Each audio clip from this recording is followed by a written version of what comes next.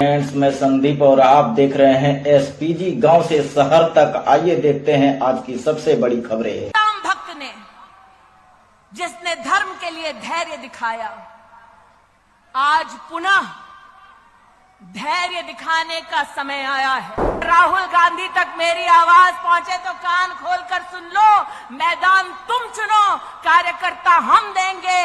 आओ, तुम्हारे 10 साल और मोदी के 10 साल के बीच में क्या फर्क है, इस पे चर्चा हो जाए। इतनी गारंटी देती हूं कि युवा मोर्चा का एक भी साधारण कार्यकर्ता जाकर राहुल गांधी के सामने बोलने लगे तो राहुल गांधी में इतना दम नहीं कि युवा मोर्चा के किसी कार्यकर्ता के सामने टिक जाएगा। 26/11 का आतंक हम सब ने अपनी आंखों से देखा।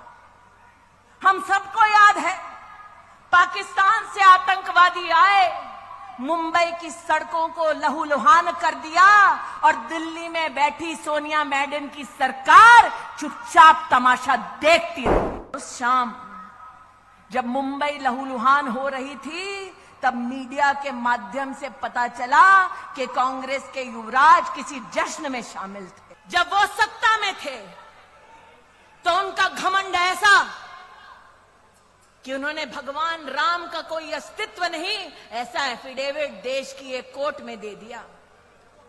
उनका घमंड देखिए कि जब वो सत्ता में थे तब उन्होंने दस्तावेज दे दिया कि राम सेतु नाम की कोई चीज नहीं।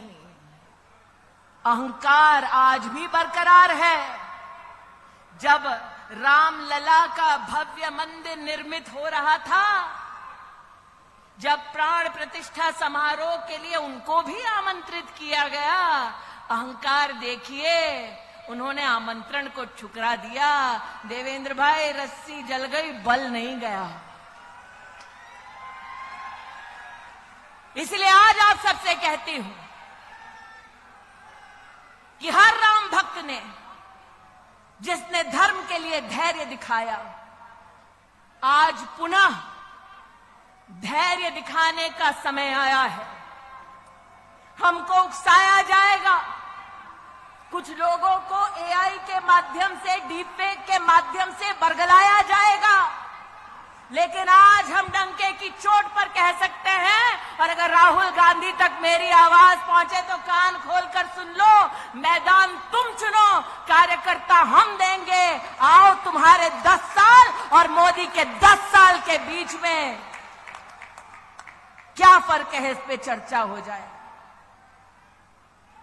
मैं नहीं कहती मैं जाऊंगी चर्चा के लिए, तब पक्का नहीं आएंगे तेजस्वी, लेकिन इतनी गारंटी देती हूं कि युवा मोर्चा का एक भी साधारण कार्यकर्ता जाकर राहुल गांधी के सामने बोलने लगे तो राहुल गांधी में इतना दम नहीं कि युवा मोर्चा के किसी कार्यकर्ता के सामने टिक जाएगा।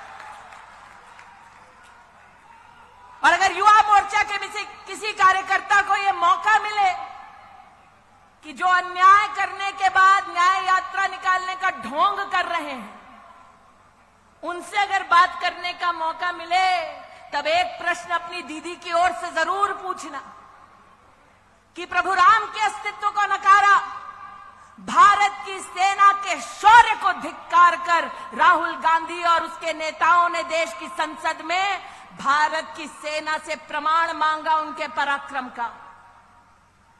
मैं उस महाराष्ट्र में काम कर चुकी हूं जहां पर 26/11 का आतंक हम सब ने अपनी आंखों से देखा। हम सबको याद है, पाकिस्तान से आतंकवादी आए, मुंबई की सड़कों को लहूलुहान कर दिया और दिल्ली में बैठी सोनिया मैडम की सरकार चुपचाप तमाशा देखती रही। हम सब महाराष्ट्र में इस बात के साक्षी हैं। नितिन जी को याद होगा, गृह मंत्री को उस वक्त कांग्रेस की सरकार में कपड़े बदलने से और प्रेस कॉन्फ्रेंस करने से फुर्सत नहीं मिल रही थी और यहां पर जनता त्राहिमाम कर रही थी कि किसी को तो भेजो ताकि हमारी रक्षा हो सके। और उस शाम जब मुंबई लहूलुहान हो रही थी, तब मीडिया के माध्यम से पता चला कि कांग्रेस के युवराज किसी जश्न में शामिल थे। वो व्यक्ति जो मुंबई जब लहूलुहान हो रही थी जश्न में शामिल थे, वो भारत की सेना से उनके पराक्रम का तब प्रमाण मानते हैं जब भारत की वायुसेना पाकिस्तान में आसमान चीरते हुए आतंकवादी कैंप्स को ढेर करती है।